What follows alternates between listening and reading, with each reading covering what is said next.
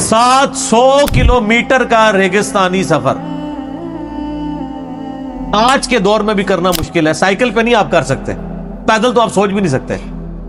اونٹ کے بغیر کیسے ہو سکتا ہے, جس میں آپ کو اونٹ اس لیے بھی ضروری ہے کہ اس کے اوپر آپ نے سامان لادنا ہے.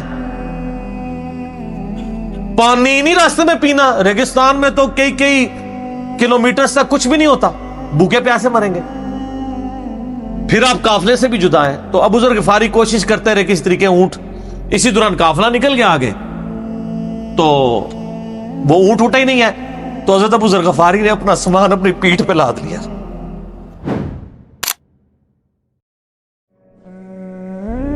سر ابو ذر غفاری رضی اللہ تعالیٰ عنہ کے تو حالات بیان کرنے کے لیے بڑا پتھر کا دل چاہیے. اتنے سوز و گداز والی زندگی ہے ان کی. ہاں, جامعہ ترمذی میں حدیث ہے, نبی صلی اللہ علیہ وآلہ وسلم نے ارشاد فرمایا کہ اس نیلی چھتری کے نیچے ابو ذر غفاری سے سچا انسان کوئی نہیں ہے. کون کہہ رہا ہے؟ نبی صلی اللہ علیہ وآلہ وسلم, جو خود صادق اور امین ہے.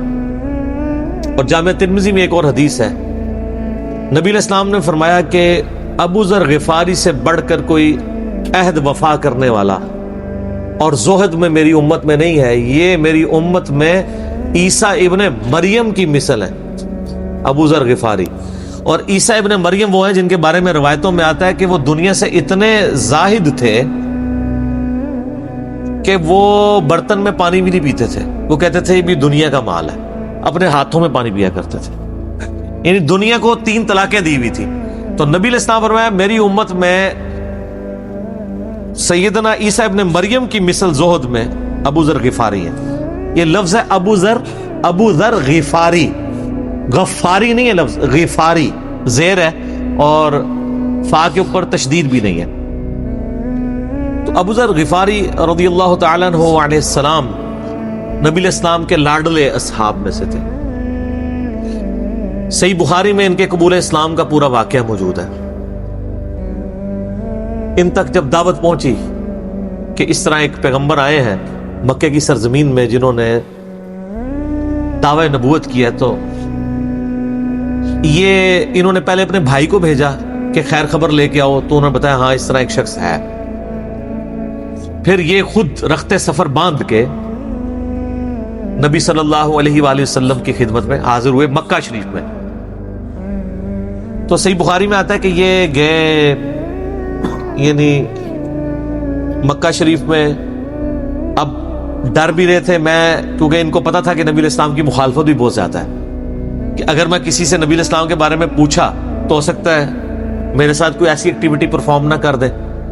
تو یہ حرم مکہ میں انہوں نے ڈیرا ڈال لیا, اور کہتے ہیں میں جتنے دن وہاں رہا نا تو آب زمزم ہی پیتا تھا. جب میری کھجوریں ختم ہو گئی, زمزم کھانے کا کام بھی کرتا تھا اور پینے کا بھی, زمزم طاقت والا پانی. تو کہتے ہیں سب سے پہلے میری جس شخص سے ملاقات ہوئی وہ سیدنا علی ابن ابی طالب تھے رضی اللہ تعالیٰ عنہ علیہ السلام. تو کہتے ہیں حضرت علی نے جب مجھے آبزرو کیا نا تو مجھے اپنے ساتھ گھر لے گئے, کہ پردیسی ہے, کھانا شانا کھلایا, رات ٹھہرایا. کہتے ہیں نہ انہوں نے مجھ سے پوچھا کہ کس لیے آئے ہو, نہ میں نے ان کو بتایا. یہ میں آپ کو اخلاقیات بتا رہا ہوں کہ دعوت کا کام کتنا ٹھنڈے کر کے کرنا پڑتا ہے. آپ تو کہتے ہیں پہلے دن ہی کسی کو رفع الیدین شروع کروا دیں, اتنا آسان نہیں ہوتا یہ. تو دوسرا دن بھی اسی طرح گزرا, تیسرا دن بھی. تو 3 دن کے بعد ابو ذر غفاری نے خود حضرت علی پہ اعتماد کیا, اور ان کو اندازہ ہوا کہ یہ بڑا, تو انہوں نے کہا میں یعنی ایک, اور حضرت علی نے بھی ایکسپوز نہیں کیا کہ میں نبی علیہ السلام کے قریبی لوگوں میں سے ہوں. تو ان کا کہ مجھے تم ایک اچھے انسان لگے ہو تو میں اس کام کے لیے آیا ہوں, تو تم مجھے گائیڈ کرو محمد ابن عبداللہ کے بارے میں ان سے ملنا چاہتا ہوں صلی اللہ علیہ وسلم. تو سیدنا علی نے کہا کہ واقعی وہ تو اللہ کے پیغمبر ہیں اور اس طرح. تو پھر وہ حضرت ابو ذر غفاری کو نبی علیہ السلام کے پاس لے گئے. نبی علیہ السلام کے پاس تھوڑی دیر بیٹھے, انہوں نے اسلام قبول کر لیا. اور سر اسلام کیا قبول کیا, اتنا اعلیٰ درجے کا ایمان. نبی علیہ السلام فرمایا تم اپنے قبیلے میں واپس چلے جاؤ, جب مکے میں ہمارا غلبہ ہوگا یا کوئی اللہ تعالیٰ راہ نکالے گا, ابھی تو جو بھی اسلام قبول کرتا ہے اس کی پھینٹی لگتی ہے, تو میں کوئی نہ کوئی تمہیں مطلب بتا دوں گا, ابھی تم اپنا ایمان پوشیدہ رکھو, اپنے علاقے میں چلے جاؤ. ان کا یا رسول اللہ ایسے نہیں ہو سکتا, وہ جناب آگے مکے خانہ کعبے کے اندر آ کے انہوں نے کہا میں گواہی دیتا ہوں کہ اللہ ایک ہے اور محمد صلی اللہ علیہ وسلم اس کے رسول ہے. تو مشرکین عرب ان پہ ٹوٹ پڑے, خوب مارا. حتیٰ کہ عباس بن عبد المطلب جو اس وقت تک مسلمان نہیں ہوئے تھے, نبی علیہ السلام کے چچا تھے, لیکن چونکہ بنو ہاشم سے تھے اور بنو ہاشم آپ کو پتہ ہے متولی تھے کعبہ شریف کے, انہوں نے اپنے آپ کو ابو ذر غفاری کے اوپر گرا لیا کہ تاکہ ان کو کوئی مارے نہ. انہوں نے کہا تمہیں پتہ نہیں ہے قبیلہ یعنی غفاری قبیلے سے تعلق رکھتا ہے تو اس کے قبیلے کے لوگ آ کے یہاں پہ لڑائی کریں گے ہم سے. کیونکہ قبائلی سسٹم تھا نا, اس میں یہ نہیں دیکھا جاتا تھا کہ اس کا مذہب کیا ہے, پہلے نمبر پہ دیکھا جاتا ہے یہ ہمارے قبیلے کا ہے, تم نے ہمارے قبیلے کے بندے کو مارا, تمہیں نہیں چھوڑیں گے. اسی وجہ سے آپ دیکھیں نا بنو ہاشم اسلام قبول نہ کرنے کے باوجود نبی علیہ السلام کی پشت پہ تو کھڑے رہے نا, اور یہ پہلے بھی ہوتا رہا. قرآن حکیم میں آتا ہے نا کہ شعیب علیہ السلام کی قوم کیا کہتی ہے, اے شعیب اگر تیرا قبیلہ تیرے ساتھ نہ ہوتا کب سے تیرا کام کر چکے ہوتے. اس لیے انبیاء ڈومیننٹ قبائل میں آتے ہیں جو شریف النفسی والے ہوتے ہیں, جن میں ایک سسٹم ہوتا ہے پورا. تو اور پھر جو ہے نا وہ اگلے دن پھر ابو ذر غفاری نے اس طرح کلمہ پڑھا, پھر ان کی پٹائی ہوئی, پھر حضرت عباس نے ان کو بچایا اور پھر وہاں سے یعنی وہ چلے گئے. یہ پوری حدیث صحیح بخاری میں ہے, اور بلکہ بخاری میں پورا ایک چیپٹر ہے ابو ذر غفاری کے اسلام لانے کا واقعہ. امام بخاری نے ابو ذر غفاری کا پروٹوکول یہ رکھا ہے کہ اسلام کا پورا چیپٹر بنایا ہے ابو ذر غفاری کے اسلام لانے کا واقعہ. باقی یہ درویش صفت آدمی تھے اور دنیا کو 3 طلاقیں دی ہوئی, اور وہ اس لیے کہ انہوں نے نبی علیہ السلام کو بڑا کلوزلی آبزرو کیا تھا. نبی علیہ السلام کی جتنی احادیث دنیا سے زہد اور دنیا پرستی کی مذمت پہ ہے نا, اکثر احادیث کے راوی ابو ذر غفاری ہیں. چونکہ انہوں نے نبی علیہ السلام کو بڑا کلوزلی آبزرو کیا ہوا تھا, تو اس لیے وہ صحابہ کرام پہ جب دنیا کے خزانے کھول دیے گئے, اور بعض اصحاب اور بعض تابعین میں انہوں نے جب دنیا کی محبت میں غلبہ اور عیاشی کا لیول دیکھا تو ان سے وہ برداشت نہیں ہوتا تھا. انہوں تو نبی علیہ السلام کی صحبت کی ہوئی تھی, وہ کہتے تھے یہ دیکھو یار ہم لوگ تو فاقے کرتے تھے اور ہمارا پیغمبر ہمیں یہاں تک تعلیمات دیتا تھا کہ اے اللہ محمد اور آل محمد کو بس اتنا ہی رزق دینا کہ روح اور جسم کا رشتہ برقرار رہے.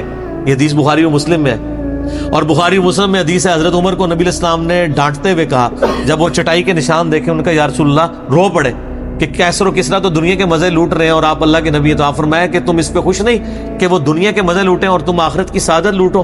اور لگتا ہے عمر تم پہ دنیا کی حقیقت آج بھی نہیں کھلی. جن لوگوں کے سامنے یہ ساری چیزیں تھی, جن لوگوں نے نبی علیہ السلام کا وہ پیریڈ دیکھا تھا, پھر ان کو یہ بھی پتا تھا کہ بخاری و مسلم میں نبی علیہ السلام کے جو آخری خطبات میں سے شہدائے احد کے اوپر جو نماز جنازہ آپ نے 8 سال بعد پڑھی, اور وہاں پہ آپ نے جنازے یعنی ادھر قبرستان میں خطبہ دیا عبرت کے لیے, اور اس میں کئی چیزیں تھی. ایک تو یہ تھی کہ یہ یہاں پہ وہ لوگ دفن ہیں جنہوں نے اسلام کے لیے قربانی دی ہے, اور ان کا پھل تم نے کھانا ہے. وہ دنیا سے اسی طریقے سے گئے ہیں, دفن میں نہیں دیا گیا کئی لوگوں کو. نمبر 2, اسی میدان میں مال غنیمت سمیٹنے کی وجہ سے ایک فتح شکست میں بدل گئی تھی, جبکہ اللہ کے نبی بھی موجود تھے, اللہ نے اس کا بھی لحاظ نہیں کیا, اور وہ فتح شکست میں بدل گئی کہ انہوں نے مال غنیمت لپیٹنے میں نبی علیہ السلام کی حکم عدولی کر دی, تو تاکہ بعد میں یہ معاملہ نہ ہو. تو وہاں آپ کا خطبہ بخاری مسلم دونوں میں ہے. آپ نے فرمایا کہ, اور حضرت عقبہ ابن عامر کہتے ہیں میں نے آخری دفعہ نبی علیہ السلام کو ممبر پہ اسی دن دیکھا تھا. آپ نے فرمایا کہ میں اللہ کی قسم اپنے حوض کوثر کو اس وقت دیکھ رہا ہوں, اللہ نے دکھا دیا.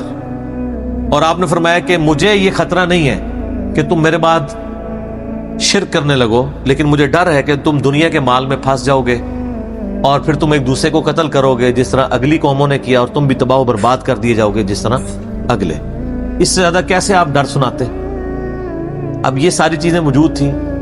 آپ فرمایا مجھے خطرہ یہ ہے کہ دنیا کا مال تم پہ کھول دیا جائے گا, ان قریب کیسر و کسرا کے خزانے تمہارے پاس آ جائیں گے. جو بخاری مسلم میں آتا ہے نا کہ نبی علیہ السلام نے کہا کہ مجھے اللہ نے 2 خزانے عطا کر دیے, ٹھیک ہے, زمین کی خزانوں کی چابیاں, جس سے وہ بریلویوں نے کچھ اور ہی قیدا بنا لیا. اس میں موجود ہے کہ کیسر و کسرا کے خزانے, یعنی آپ کو بتایا گیا کہ رومن اور پرشین امپائر جو ہے مسلمان فتح کر لیں گے یرموک اور قادسیہ کے اندر, اور مسلمانوں کے پاس وہ دولتیں آ جائیں گی. آہستہ آہستہ وہ بھی اسی یعنی دنیا کی محبت کا شکار ہو جائیں گے. اب یہ ساری باتیں حضرت ابو ذر غفاری کے سامنے تھی, حتیٰ کہ صحیح بخاری میں آتا ہے کہ ابو ذر غفاری کہتے ہیں مجھے دن یاد ہے کہ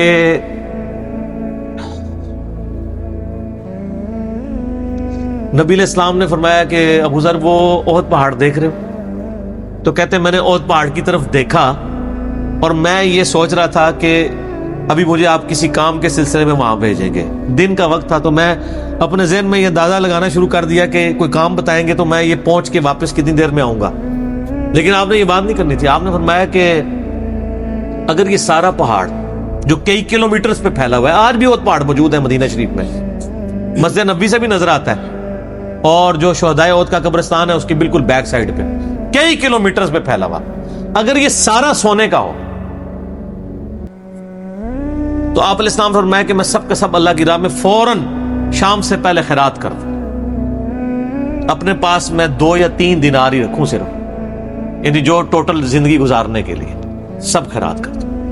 اب مجھے بتائیں جن لوگوں نے, یہ بزرگ غفاری راوی, جن لوگوں نے یہ حدیثیں حضور سے سنی ہوئی تھی, جب وہ یہ دیکھتے تھے کہ رومن اور پرشین امپائر کے گرنے کے بعد جب مسلمانوں کے پاس خزانے آئے ہیں اور حضرت عثمان کے دور میں لوگوں کے لاکھوں روپے آج کے وظیفے لگ گئے ہیں گھر بیٹھے, وہ بھی انہی عیاشیوں میں پڑ گئے ہیں, تو ان کو یہ چیزیں ہضم نہیں ہوتی تھی. تو یہ شام ہجرت کر گئے تھے. نبی علیہ السلام نے پہلے ہی کہا تھا, المستدرک الحاکم میں تو ڈیٹیل موجود ہے. یہاں پہ میں آپ کو ضمن بتا دوں, اکثر لوگ صحابہ کرام کے حالات و واقعات کے بارے میں پوچھتے ہیں, مطلب پوری زندگیاں لگ جائیں تو وہ واقعات بیان کرتا رہے انسان, ختم نہیں ہوتے. یہ حدیث ہے المستدرک الحاکم میں صحیح سند سے کہ فرمایا آپ علیہ السلام نے کہ ابو ذر تیرا کیا حال ہوگا جب تو بھوسا لوگوں میں رہ جائے گا. اور آپ نے یوں انگلیاں ڈالی. اور ابو ذر غفاری کا انتقال 32 ہجری میں ہوا ہے حضرت عثمان کے دور میں. یہ بات عبداللہ بن عمر بن عاص کے بارے میں نہیں کہی تھی؟ وہ بھی ہے, وہ تو صحیح بخاری میں ہے. عبداللہ بن عمر بن عاص کو نبی علیہ السلام نے فرمایا تھا کہ تو بھوسا لوگوں میں رہ جائے گا. سیم الفاظ حضرت ابو ذر غفاری کے بارے میں حاکم میں ہے. آپ مستدرک الحاکم کا چیپٹر کھول لیں. وہ تو یزید کے دور تک گئے تھے نا, یہ حضرت عثمان غنی کے دور میں فوت ہوئے. یعنی حضرت عثمان غنی برے نہیں تھے نعوذ باللہ, یعنی ان کے دور میں عیاشی کا لیول لوگوں کا یہ ہو گیا تھا. تو یہ یعنی اس میں پھر حدیث میں الفاظ ہیں نبی علیہ السلام سے, پھر انہوں نے کہا یا رسول اللہ میں کیا کروں, تلوار اٹھا لوں؟ آپ فرمایا صبر کرنا اور اپنی زبان سے تم حق بات کی تلقین کرتے رہنا, پھر آپ کو حاکم میں ملے گا. نبی علیہ السلام فرمایا کہ ان قریب تمہیں مدینے سے نکال دیا جائے گا, شام چلے جاؤ گے وہاں سے بھی نکال دیا جائے گا. اور سر ایک بڑی دردناک حدیث ابو ذر غفاری کے بارے میں, وہ حاکم میں ہی ہے, المستدرک الحاکم میں.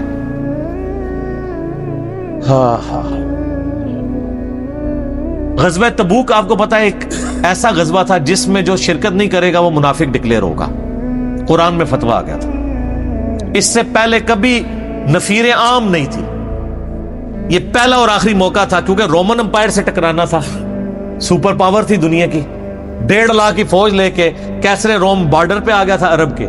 تو نبی علیہ السلام نے اناؤنسمنٹ کی کہ بھئی اب سب نے جانا ہے, جو نہیں جائے گا منافق شمار ہوگا, الا یہ کہ کسی کے پاس ریسورسز نہ ہو, یا کوئی مریض ہو, یا کوئی عورت ہو, یا کوئی معذور ہو. منافقین آگے بہانے کر رہے تھے, کچھ سادہ لوگ مسلمان بھی اس کا حصہ بن گئے. بخاری مسلم میں 3 اصحاب کی توبہ کا واقعہ بھی موجود ہے, وہ بھی میری ویڈیو ریکارڈڈ ہے. تو کعب بن مالک کی رضی اللہ تعالیٰ عنہ علیہ السلام, کچھ لوگ جو ہیں وہ یعنی اپنے ان معاملات کی وجہ سے کچھ پیچھے بھی رہ گئے. تو المستدرک الحاکم میں آتا ہے کہ صحابہ کرام کہتے ہیں کہ ہم نبی علیہ السلام کے ساتھ سفر پہ نکلے نا جب, تو نبی علیہ السلام کو آ کے کوئی بتاتا تھا, کہتا تھا یا رسول اللہ وہ جو فلاں بندہ تھا نا وہ بھی کوئی نہیں آیا, پیچھے رہ گئے. تو آپ علیہ السلام پرواہ نہیں کرتے تھے. پھر بتایا گیا یا رسول اللہ وہ بھی کوئی نہیں, یعنی جڑے نعرے مارتے سن اونچے اونچے, جدو ایتھے کسی کو دسایا جائے گا سر وہ تو پکا جڑا یار ہے بیلی وہ بھی کوئی نہیں جائے, تو حضور علیہ السلام کو لوگ نا فیڈ بیک دیتے یا رسول اللہ وہ بھی غائب ہے, وہ بھی نہیں آیا. اب 30,000 کے لشکر میں آپ نے کوئی ریکارڈ تو نہیں رکھا تھا, رجسٹر تھا, لیکن کدھر 30,000 بندوں میں کدھر کوئی رکھ سکتا ہے صاحب اس طرح, یا رسول اللہ وہ بھی رہ گیا, وہ بھی. تو حضور علیہ السلام کہتے ٹھیک, آپ فرماتے تھے اللہ چاہے گا تو آ جائے گا, نہیں آئے گا تو نہیں آئے. تو کسی نے کہا کہ وہ ابو ذر غفاری بھی پیچھے رہ گئے.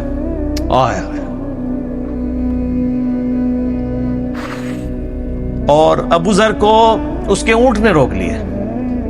اونٹ ہی نہیں اٹھ رہا تھا نا سر, وہ آپ کو گاڑی تو نہیں ہے نا جو سٹارٹ کر لیں گے آپ, اونٹ چلنے سے انکار کرتے کوئی کر سکتا ہے. اور سر سفر کتنا ہے, 700 کلومیٹر, 700 کلومیٹر کا ریگستانی سفر. آج کے دور میں بھی کرنا مشکل ہے. سائیکل پہ نہیں آپ کر سکتے, پیدل تو آپ سوچ بھی نہیں سکتے. اونٹ کے بغیر کیسے ہو سکتا ہے, جس میں آپ کو اونٹ اس لیے بھی ضروری ہے کہ اس کے اوپر آپ نے سامان لادنا ہے.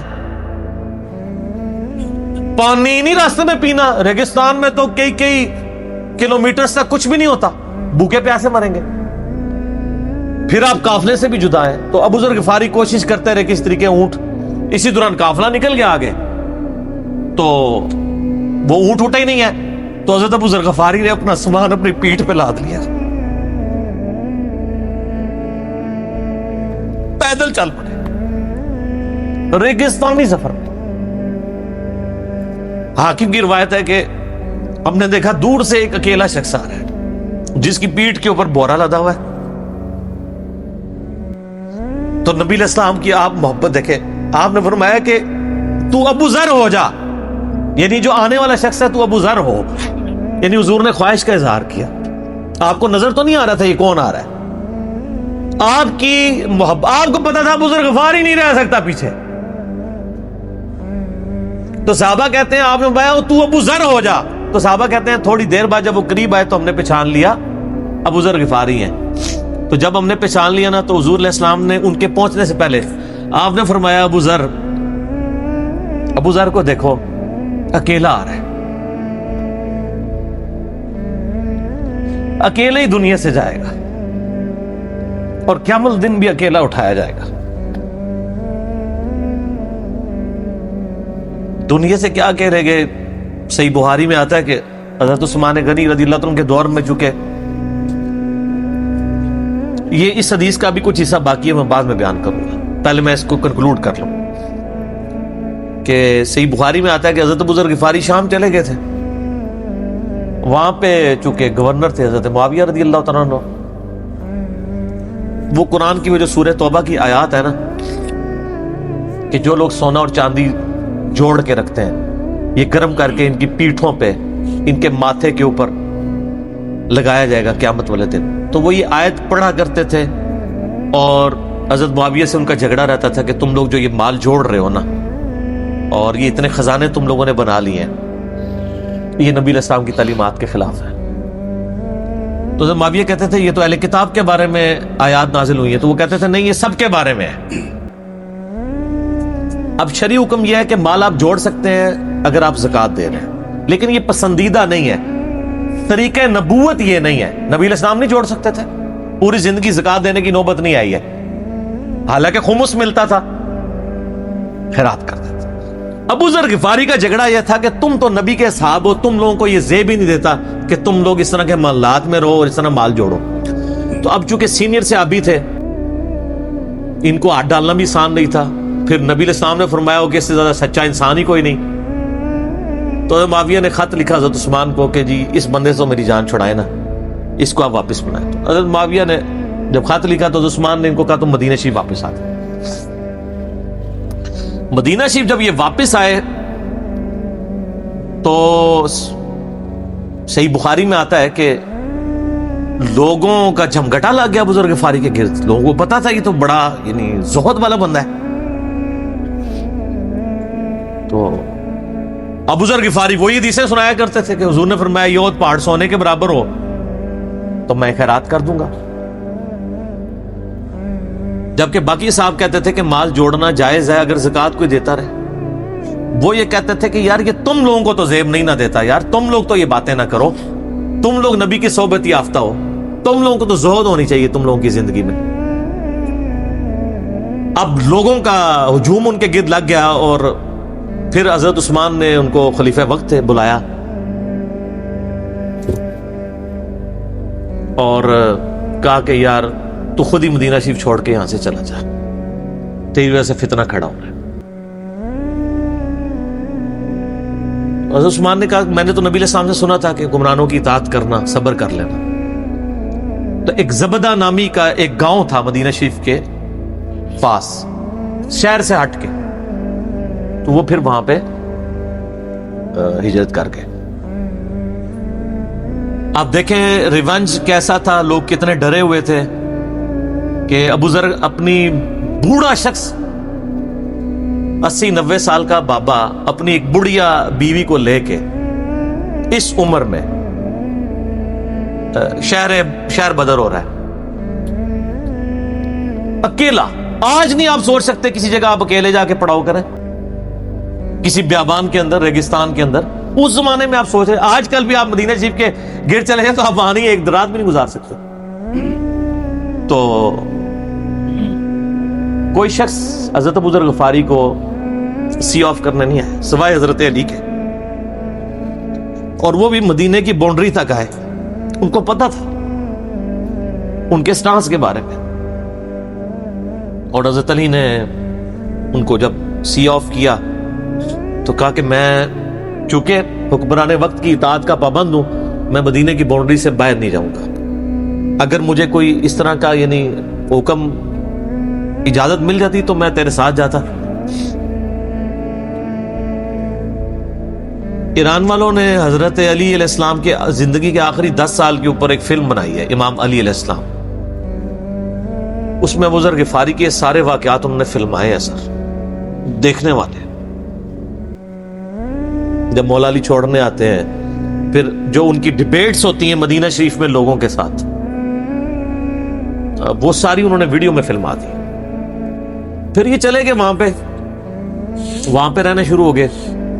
اب اس حدیث کی طرف واپس آ جائے جو فرمایا آپ علیہ السلام نے اکیلے ہی مرے گا.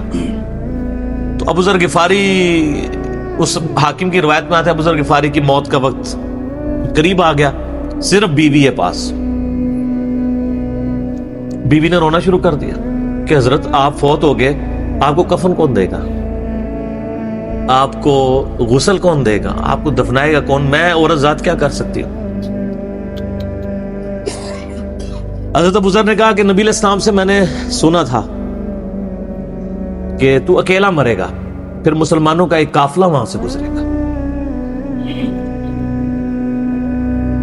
جو تجھے کفن دے کے دفنائے گا اور جنازہ بھی پڑھے گا. تو نے فکر نہیں کرنی, جب میں مر جاؤں تو میری لاش کو چوراہے پہ رکھ دینا, گزرگاہ پہ, جو یعنی مدینہ کی طرف راستہ آتا تھا گاؤں ایریا سے گزر کے. اللہ میرا بندوبست کر دے گا. وہی ہوا کہ ان کے مرنے کے بعد مسلمانوں کا ایک قافلہ دور سے آ رہا تھا. تو اسی مستقل حاکم کی حدیث میں آتا ہے کہ سر قافلہ بھی سنے پھر کون ہے, عبداللہ ابن مسعود. ابو ذر غفاری بھی زہد کے امام, ابن مسعود بھی زہد کے امام, ابو درداء بھی زہد کے امام.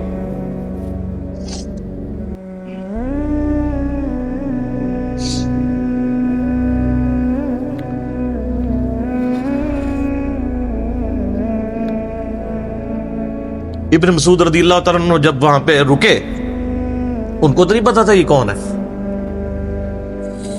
تو انہوں نے کہا بی بی کیا وہ, ان کا میرا خامند مر گیا ہے. ان کا یہ کون ہے؟ تو انہوں نے کہا ابو ذر غفاری. عبداللہ ابن مسعود کی چیخ نکل گئی, چیخ ماری انہوں نے. ان کا واہ, اللہ کے نبی نے فرمایا تھا کہ ابو ذر اکیلا آ رہا ہے تبوک کے موقع پہ, دنیا سے بھی اکیلا جائے گا, اور قیامت والے دن بھی اکیلا اٹھایا جائے گا. یعنی اب اسی سرزمین سے ہی اس نے اٹھنا ہے نا, ہر بندے نے اپنی قبر سے اٹھنا ہے.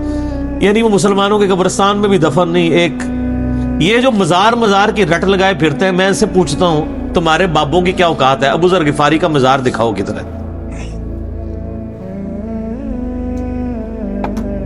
جو اس روئے ارض پہ نیلی چھتری کے نیچے سچا ترین انسان جس کو اللہ کے نبی کہہ رہے ہیں, اس کا کوئی مزار نہیں ہے. غریب المتنی میں مرا ہے, اس کی قبر بھی ایسی جگہ ہے جہاں مسلمانوں کے پاس قبریں بھی کوئی نہیں ہے. ایک ریگستان میں اکیلی قبر ہے, اس قبر کا بھی کسی کو نہیں پتا, اس پہ کوئی مزار بھی نہیں ہے, اور قیامت دن بھی اکیلا اٹھایا جائے گا. یعنی قیامت تک وہاں پہ کوئی قبرستان بھی نہیں بنے گا. ظاہر نبی علیہ السلام کی یہ بھی خبر ہے, تو کیا وہ ناکام ہو گیا ہے؟ اگر مزارات ہی دلیل ہے کامیابی کی, تو عبداللہ ابن مسعود رضی اللہ تعالیٰ نے ان کو غسل دیا, کفن دیا اور دفنا دیا. یہ پوری ڈیٹیلز آپ کو المستقل حاکم میں مل جائیں گی. تو ابو ذر غفاری ان چند شخصیات میں سے ہیں جن میں پوری امت کا اتفاق ہے ان کی نیکوکاری کے اوپر.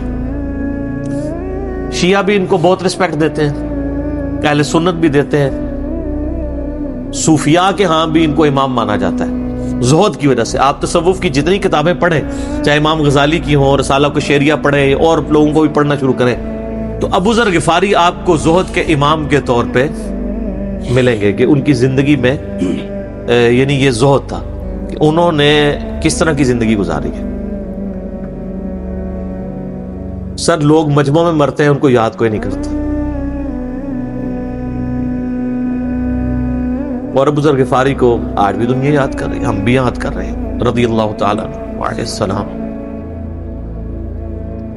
اللہ تعالیٰ قیامت والے دن ہمیں ایسے نیکوکار لوگوں کا ساتھ نصیب فرمائے, آمین ثم